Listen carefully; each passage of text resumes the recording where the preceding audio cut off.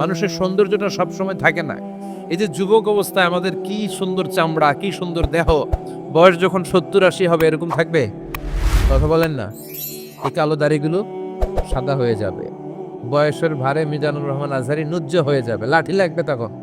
তখন স্টেজে উঠবে, হায়াতে বাঁচায় থাকলে লাঠি নিয়ে উঠতে হবে।